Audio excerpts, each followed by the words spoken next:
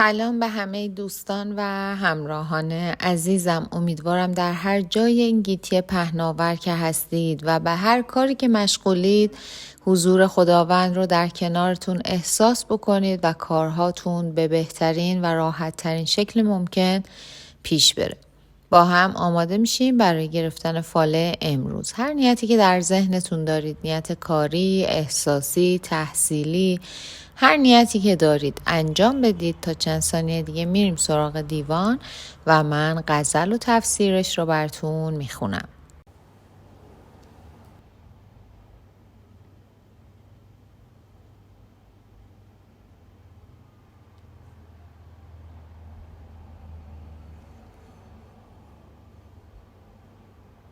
خب دوستان، اگر نیتاتون رو انجام دادین با هم ببینیم حافظ امروز چطور ما رو راهنمایی میکنن. ساقیا سایه ابر است و بهار و لب جوی، من نگویم چه کن ار اهل دلی خود تو بگوی. بوی یک رنگی از این نقش نمی آید خیز، دلق آلوده صوفی به می ناب بشوی. سفل طبع است جهان بر کرمش تکیه مکن، ای جهان دیده ثبات قدم از سفله مجوی. دو نصیحت کنمت بشنو و صد گنج ببر، از در عیش درآ و به ره عیب مپوی. شکر آن را که دگر بار رسیدی به بهار، بیخ نیکی بنشان و ره تحقیق بجوی. روی جانان طلبی آینه را قابل ساز، ورنه هرگز گل و نسرین ندمد ز آهن و روی. گوش بگشای که بلبل به فغان میگوید، خواجه تقصیر مفرما گل توفیق ببوی. گفتی از حافظ ما بوی ریا می آید، آفرین بر نفست باد که خوش بردی بوی. خب دوستان، باید بگم این غزل حافظ خطاب به تورانشاه هست و به منظور حفظ ادب و نزاکت و پرهیز از عواقب ناراحتی و خشم و غضب طرف سخن خودش رو ساقی قلمداد کرده و به اون میگه در این فصل بهار که آب و هوا خوش هست، در مکان دلخواه مثل لب جوی آب به سر میبری و من نمیگم اگر خودت اهل دلی کار درست رو انجام بده و برای ما شراب ناب بیار.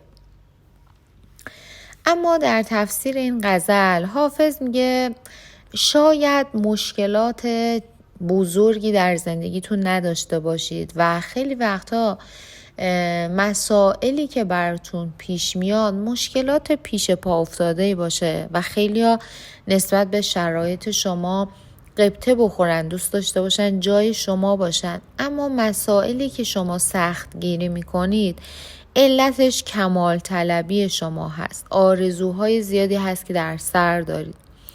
حافظ میگه زیاد در پی دنیا پرستی نباشید و کمی هم به معنویات بپردازید. سعی کنید به اطرافیانتون کمک بکنید و به دنبال نقاط ضعف دوستاتون نباشید و سعی کنید با ایرادایی که ازشون میگیرید اونها رو آزار ندید. تا میتونید قدر لحظات زندگیتون رو بدونید. درهای رحمت خداوند به سمت شما باز میشه، ولی مراقب باشید که دل به دنیا نبندید که این دلبستگی باعث غفلت شما میشه. حافظ برای خوشبخت بودن توصیه میکنه که ایامتون رو، روزها و لحظاتتون رو به خوشی سپری بکنید و سخت نگیرید زندگی رو. و نکته بعدی که برای راحت بودن، برای خوشبخت بودن و حس آرامش بهتون توصیه میکنه همون عیبجویی هست که از دیگران عیبجویی نکنید. لحظات عمر در حال گذر هستن و با حساس بودنتون این حس آرامش و خوشبختی رو از خودتون سلب نکنید. حافظ میگه به تازگی یک خطر جدی رو از سر گذروندید. شاکر خدا باشید که باز هم میتونید زندگی کنید و از زیبایی‌های این زندگی لذت ببرید. از اینکه در کنار دوستاتون و خانواده‌تون هستید. سعی کنید شاد زندگی کنید و به راه اشتباه نرید.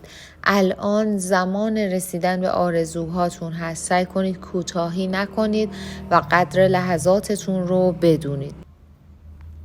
دوستان، حافظ میگه اگرچه شما یک قدرت اراده و اعتماد به نفسی دارید، ولی این موارد نباید باعث بشه که شما غرور داشته باشید، خودخواه باشید و بخواید با لجبازی و یکدندگیتون زندگی خودتون و عزیزانتون رو اداره بکنید و به هر کسی زور بگید، فخر فروشی بکنید، در حالی که به قول معروف درخت هرچی پربارتر باشه افتاده تر میشه. گاهی وقتها این غرور و فخر فروشی ما باعث میشه که فکر کنیم همه چیز رو بهتر از بقیه میدونیم و با این اعتماد به نفس در واقع کاذبی که داریم به خودمون اجازه بدیم به جای همه تصمیم بگیریم، به جای همه فکر بکنیم و در واقع این اجازه رو به خودمون بدیم که حتی تحمیل بکنیم خواسته ها و نظراتمون رو به بقیه، در صورتی که خب باید به بقیه اگر واقعا دوستشون داریم اجازه بدیم خیلی جاها خودشون تصمیم بگیرن، چون زندگی اونها هست و اونها هم حق زندگی دارن. اطرافیانمون، دوستامون و عزیزانمون هم حق زندگی کردن دارن و خیلی وقتها باید اجازه بدیم تصمیم بگیرن، حتی تصمیمات اشتباه. به بچه‌های سن پایین‌تر، به فرزندانمون اجازه بدیم که تصمیمات بگیرن، ولو اینکه تصمیماتی که میگیرن اشتباه هست، تا بتونن یاد بگیرن از پس خودشون بر بیان، یاد بگیرن که در مواقعی که تصمیمات اشتباه میگیرن چطور شرایط رو مدیریت کنن، تا زمانی که این اشتباهات رو انجام ندن و مرتکب نشن خب با خیلی از مسائل روبرو نمیشن و یاد نمیگیرن که چطور باید رفتار بکنن. پس این وظیفه ما هست که به اونها اجازه بدیم که برای خودشون و برای زندگیشون فکر بکنن و تصمیم بگیرن. حافظ میگه به مشورت اطرافیانتون برای اجرای کارهاشون اهمیت بدید و همونطور که قبلتر گفته شد اجازه بدید خیلی جاها خودشون تصمیم بگیرن، با شما مشورت بکنن، اما در نهایت تصمیم نهایی رو اجازه بدید خودشون بگیرن. دوستان، حافظ میگه دنیا ارزش این همه خودخوری و قصه رو نداره، چون زندگی و در واقع حیات کوتاه و گذرا هست.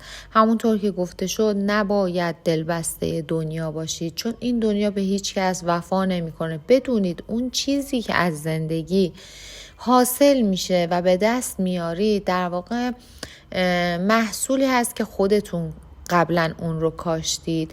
پس سعی بکنید بذر خوبی بکارید تا محصول خوبی هم درو بکنید و شما هم در این دنیا خیر ببینید و هم در آخرت. و بدونید جمشید با اون همه جلال و شکوهش مرد و از اون تنها یک نام باقی موند. پس به شما هم حافظ توصیه میکنه که زیاده از حد خودتون رو درگیر مسائل دنیوی نکنید و سعی بکنید طوری زندگی بکنید که هم این دنیای خودتون رو داشته باشید و هم زمانی که نیستید به نیکنامی ازتون یاد بکنن. دوستان، حافظ میگه بین شما و شخصی یک ناراحتی به وجود اومده، علی‌رغم اینکه قلب شما پر از مهر و محبت هست و جایی برای کینه و دشمنی نداره، اما هنوز نتونستید این شخص رو به طور کامل ببخشید و ازش دلخور و ناراحت هستید. حافظ میگه بیشتر از این خودتون رو اذیت نکنید، بیشتر از این خودتون رو درگیر این موضوع و ناراحتی نکنید، چون قبل از هر کسی این ناراحتی داره خودتون رو از بین میبره، داره خودتون رو اذیت میکنه. برای آرامش خودتون هم که شده بهتره این شخص رو ببخشید و از گناهش بگذرید. درسته که با بخشیدن این شخص و با اتفاقاتی که بین شما دو نفر افتاده شاید دیگه هیچ چیزی مثل قبل نباشه، اما این بخشش باعث میشه که کمی از شدت اون گناه کم بکنه، کمی از شدت اون ناراحتی کم بکنه و در واقع همونطور که گفته شد خودتون آرامتر باشید و به یک آرامشی برسید.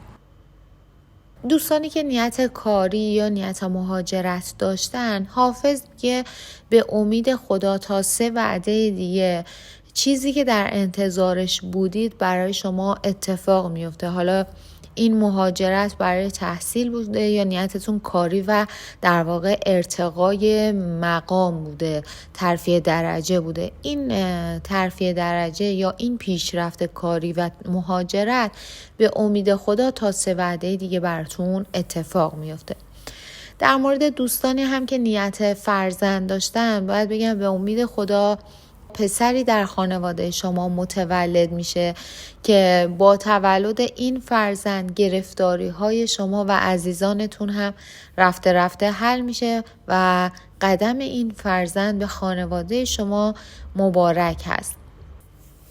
دوستانی هم که برای بیمارشون نیت داشتن، باید بگم به امید خدا بیمارتون بهبودی براشون حاصل میشه و حالشون رو به بهبود هست. دوستانی هم که نیت ازدواج و طلاق داشتن، باید بگم گشایش براتون اتفاق میفته و ازدواج و طلاق هر دو براتون صورت میگیره.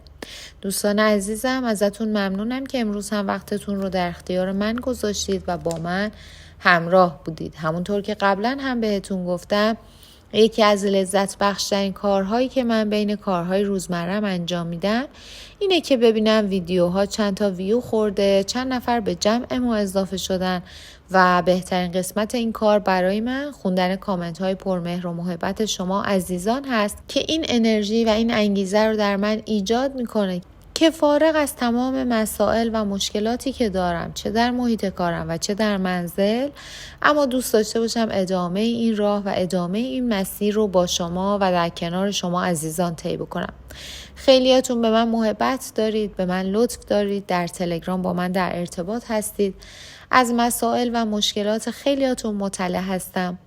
همینجا از خداوند بزرگ میخوام گره از مشکلات همتون باز بکنه و از شما هم میخوام برای همه دوستان دعا بکنید. ازتون ممنونم و به خدای بزرگ میسپارمتون.